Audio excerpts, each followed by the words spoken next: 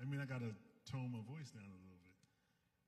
What God is going to do, but I'm grateful that he will do anything through me.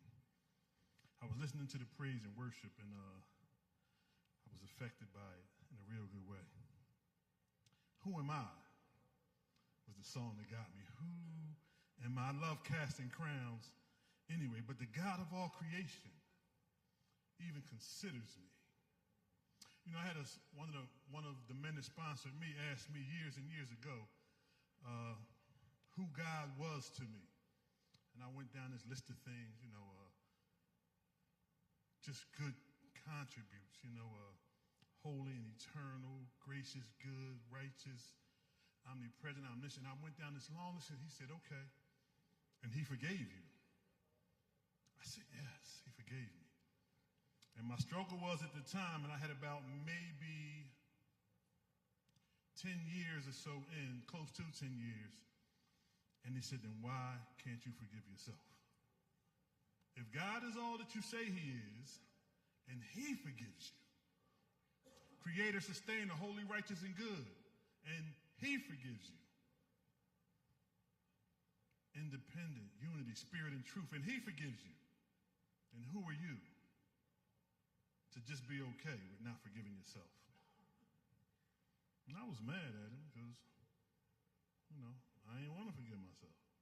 I wanted to sit in my stuff. You know, when we begin to grow, and Zach talked about clean and you know, how long we've been delivered. He delivered me from a park bench. He delivered me from a table where I was literally getting high. I set it down, got up and walked away, and we haven't used a substance of any kind ever since. Nothing at all. No mind-changing, mood-altering substance, because he said I was done. That was the last time I used was August 19th, 1994. God willing, next month we will all celebrate 30 years. We will all, listen, I don't have it, we do. I do not have 30 years, we have 29 plus at this point. The song says, who am I that the Lord of all the earth would care to know my name, would care to feel my hurt? Who am I that the bright and morning star would choose to light the way for my ever wandering heart? You know, what a blessing that he loves us, not just unconditionally, but intentionally. He intentionally, with purpose, loves us. Romans 5:5, I believe, talks about that the love of God was poured into us. That word poured shows intentionality. Poured hope into us, and hope doesn't disappoint.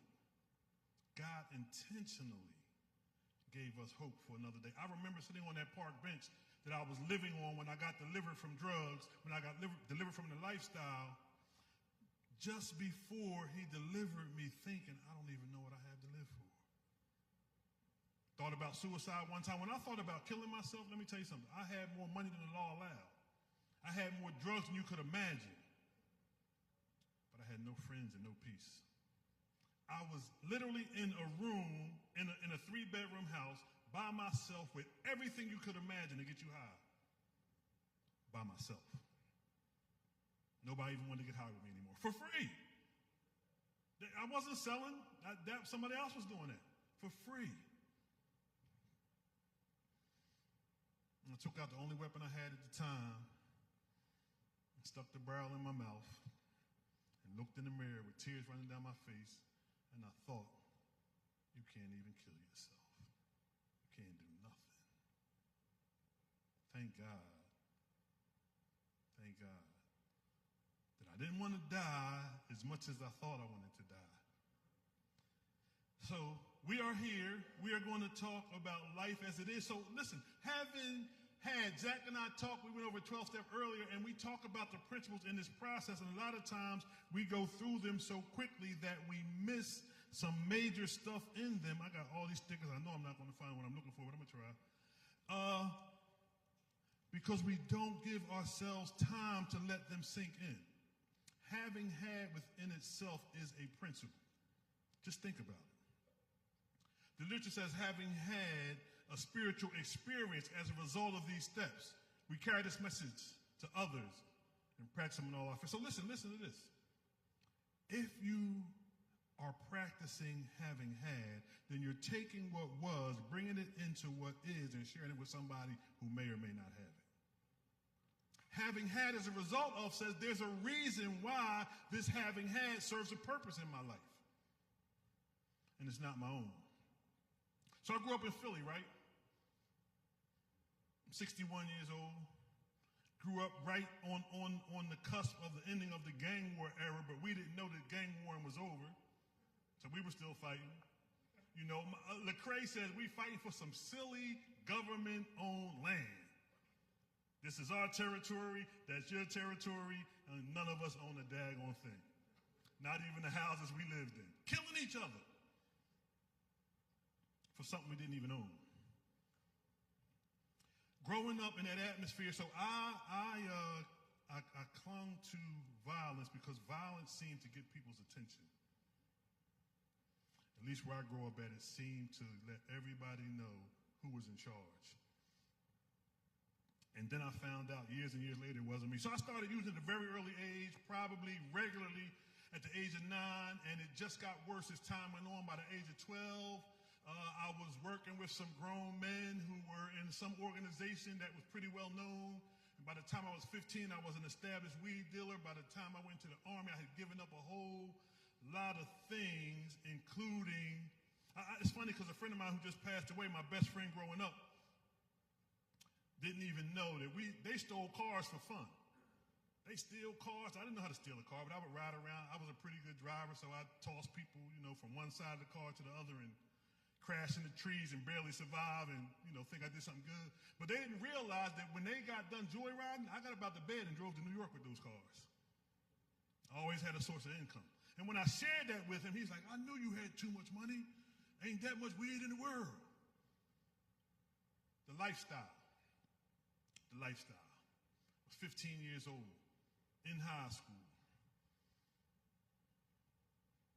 Flunked with all A's and all my majors.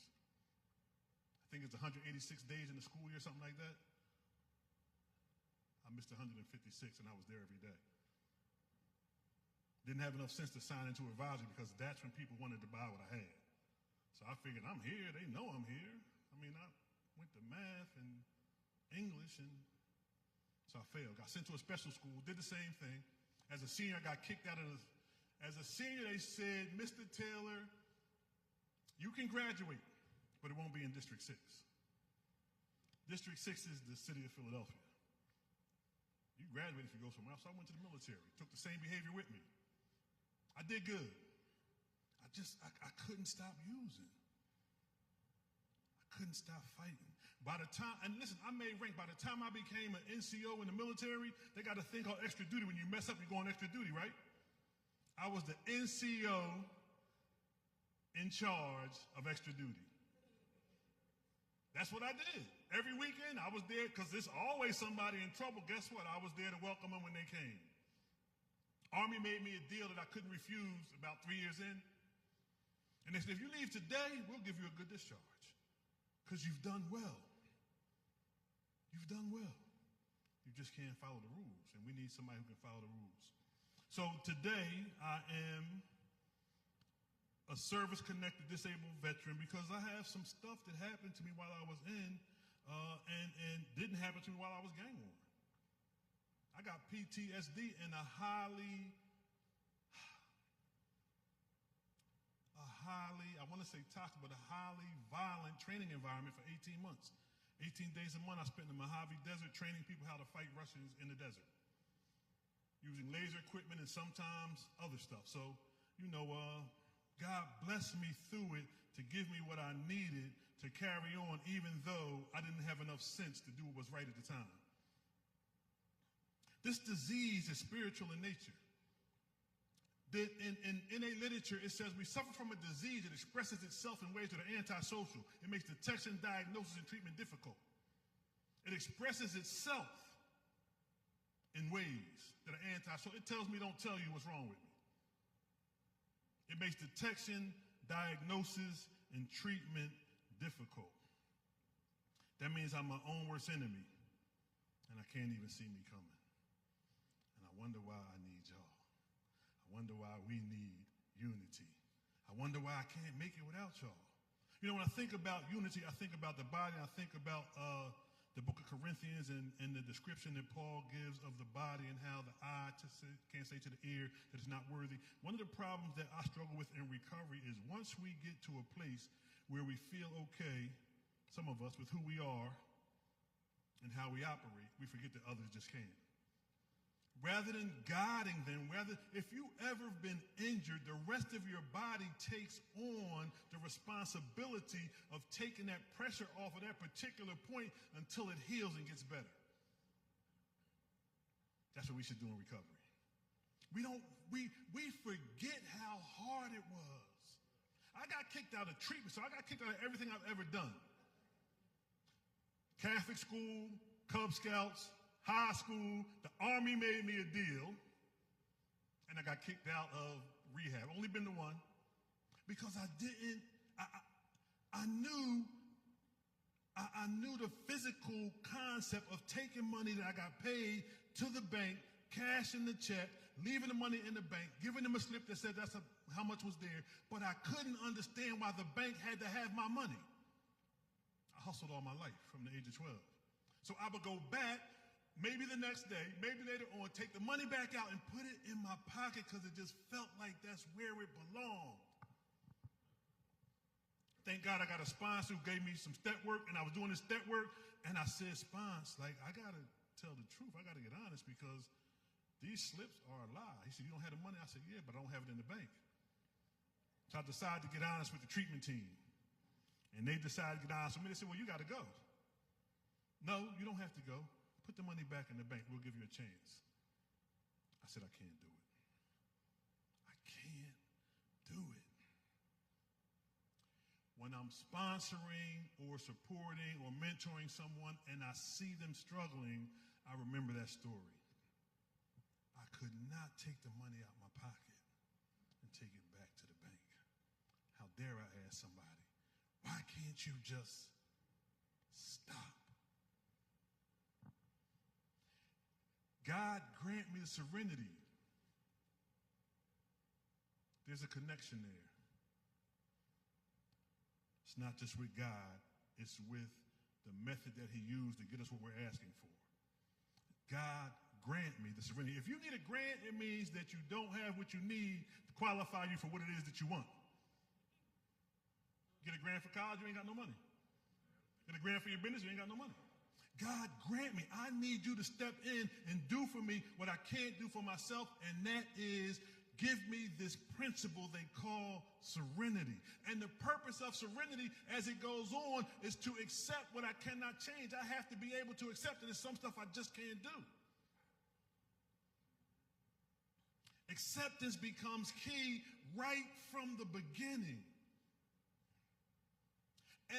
And the problem that ensues as we go on and changing the things I cannot change is because I don't know what they are. And when listen, courage,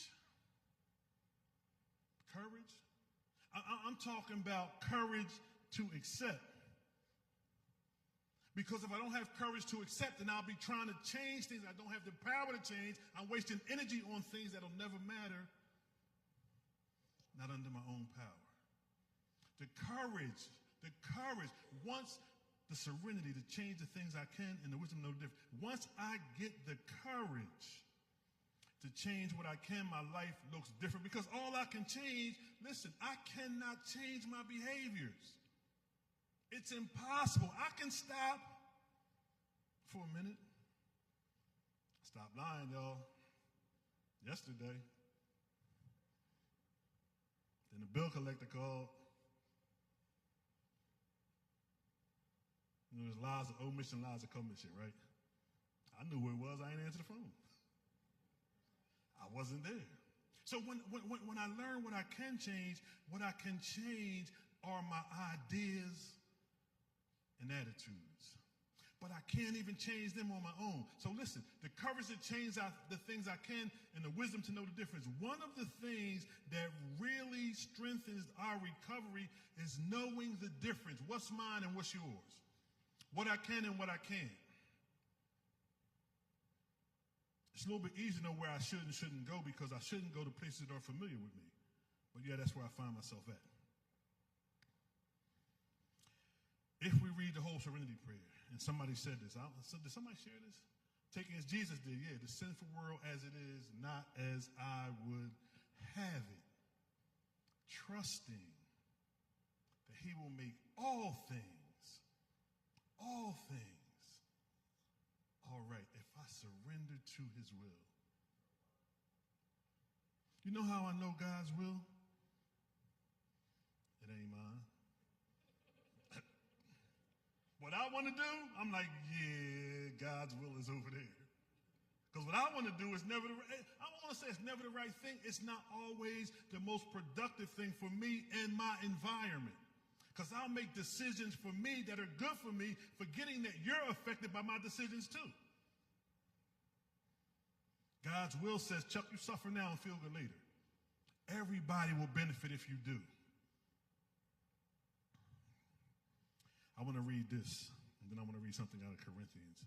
Although we know our goal of recovery is worthy of our commitment, we often find the challenge of working through the process overwhelming. We know that our goal of recovery, that active change of my ideas and attitudes. Listen, if I allow these principles, the beautiful thing about the 12 steps is they give us a systematic way to apply spiritual value to our lives. A systematic way to apply spiritual principles to everyday life. A systematic way to find my way out of a dark place where I find myself in time and time again out of familiarity with pain that has caused me misery all my life. I find myself there, and I don't find it in my physical circumstances. I find it in my thinking. My circumstances look good. Everything appears to be all right. Oh, but check in here every now and then. So my ideas and my attitudes and my ideals are the things that need to work. So although we know our goal is this active change and worthy of our commitment, we find it challenging to work through the process. Because the process is always surrender. It's challenging to surrender to my thoughts when my circumstances look okay. When you think I'm okay and you don't know my thoughts, I think I'm good. You heard what I said? I think I'm good. Like I got everybody food. I'm doing well. But my idea and my attitude about things. You know, one of the things about attitudes, and it says this in Narcotics. I'm a member of Narcotics Anonymous. I love that fellowship. I love the program. I work through NA steps. I work through Christian steps, and I have done it for 20 plus years of my recovery. One of the things I love in one of the readings, it says there is one thing more than anything else that will defeat us in our recovery.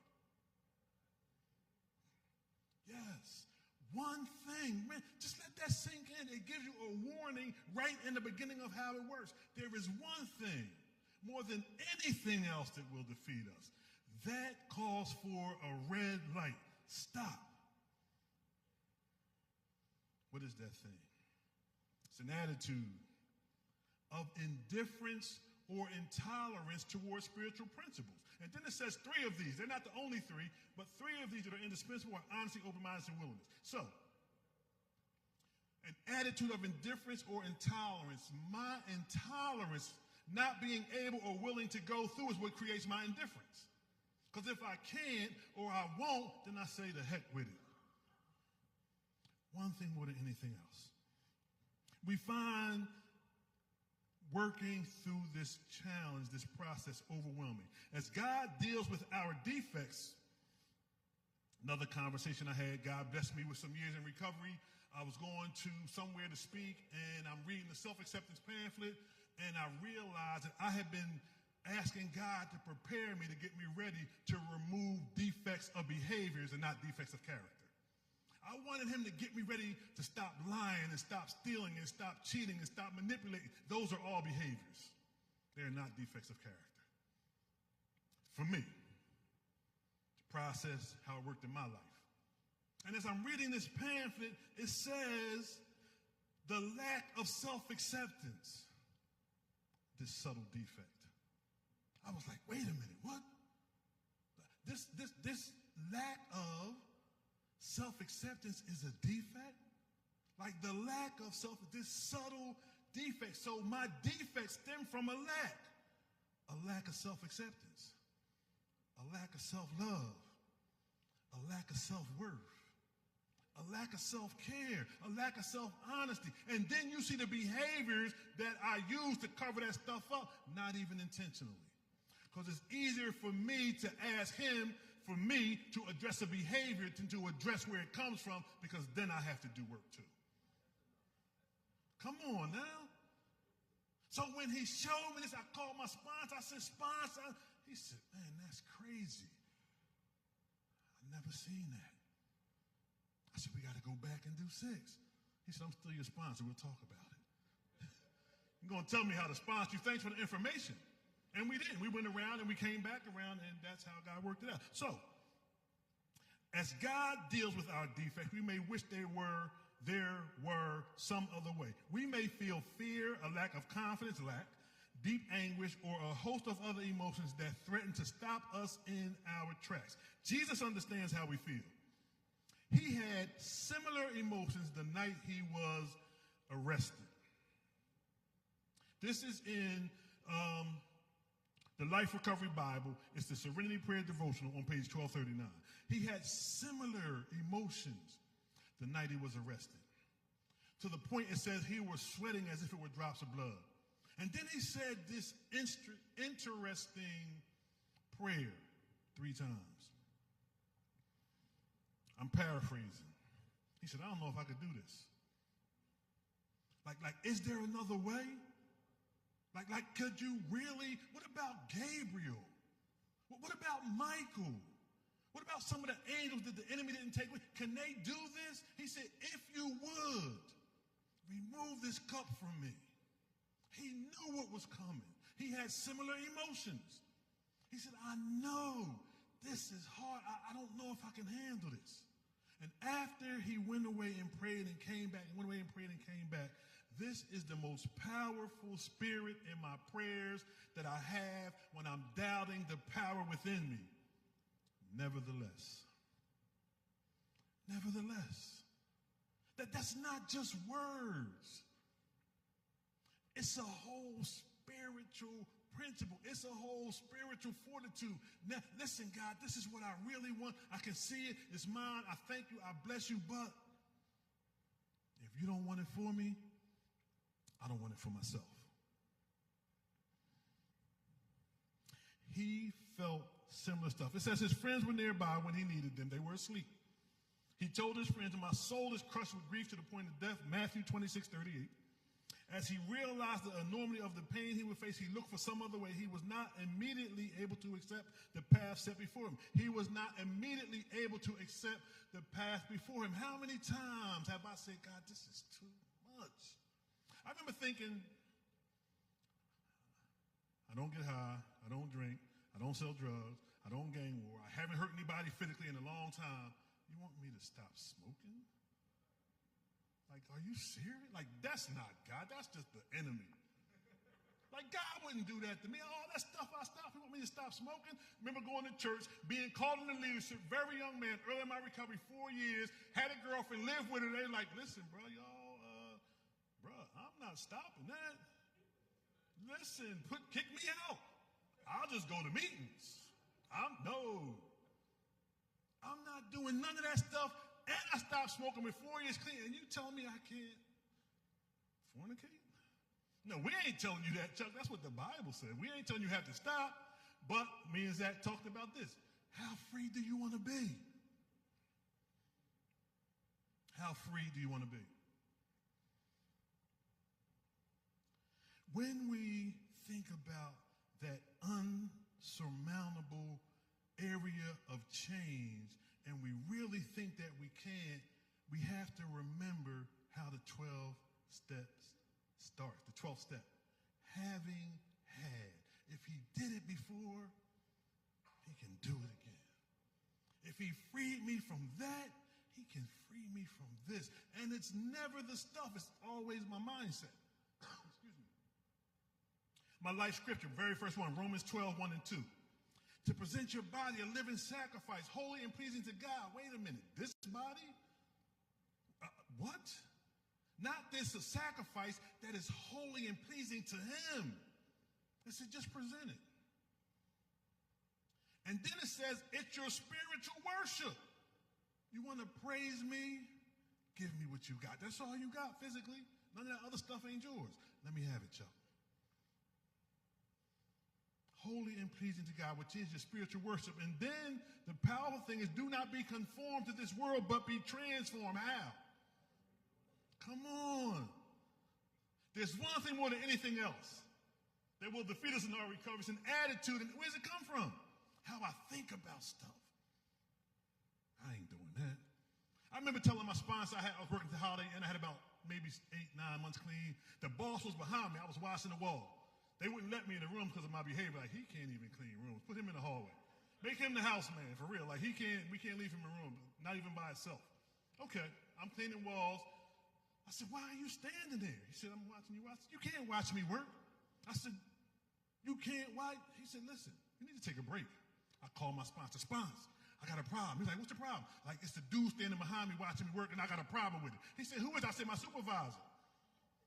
He's laughing. I said, it's not funny. He said, Chuck, that's his job. I said, to stand behind me? And he said, yeah, it's what I thought about it. My attitude, like, why this dude watching me? Immediate attitude. He said, apologize. I said, I will not. I'll go back to work, but I'm not going to apologize for him watching me. It's the attitude. One thing more than anything else. Now, as we move forward with the rest of this real brief thing, I'm going to read what Christ said as a result. He said he prayed the same thing 3 times. My Father, if it's possible, let this cup of suffering be taken away from me. We do not want the cup of suffering to be taken away from us. And if we have it taken away, listen, you only grow through tension. You might not grow through pain. Some pain can be debilitating. But you can grow through. If you survive whatever tension is presented in your life, you will grow from it. Please don't take it away, but just walk with me, God. You've been here from day one. You delivered me off of a park bench. Off of a park bench. Months before that, listen, I could jump on a plane and I could do anything I wanted financially if I wanted. I just didn't want to. I had my little area of comfortability. Here come Chuck again in the Cadillac. My Cadillac didn't know what New Jersey looked like, let alone any place else. Or whatever I was driving. It wasn't mine. It was a car I was driving. So we have to remember the freedom is in allowing him to bring the stuff that will cause the tension in our lives that will grow. But we have to trust him to give it to us first. We have to trust, having had, that he will continue to give us what we need as we move forward. He will, listen, he has never failed us. But we always get worried. God, would you please? I don't know if I can. Sure you can, because I'm here with you. I was thinking about finishing in Romans 12, 1 and 2. So as we think about being not conformed to the world, the world's going clockwise, doing its own thing. If we're not careful, we get caught up in that clockwise because we have to go counterclockwise. And everything we do that goes against what they do strengthens us as we go. So do not be conformed. Don't ease up. It's tension. It's going to hurt. It's going to cause unnecessary roughness, so it feels like, but we can't go the way the world's go. That conformity comes with going the way they went, and we're going this way. The world's going that way. We have to keep pressing forward so that we can be transformed by the renewing of our mind. And that transformation comes from practicing the principles involved and embodied in the 12 steps. And for me, this Bible right here in my face, because if I can't practice it, I don't want to talk about it. So if we all practicing what we can for ourselves, then we can all work together in unity, even though we're practicing different principles at different points for a different purpose, we're still practicing all together. Amen? Amen. Thanks, y'all. God bless.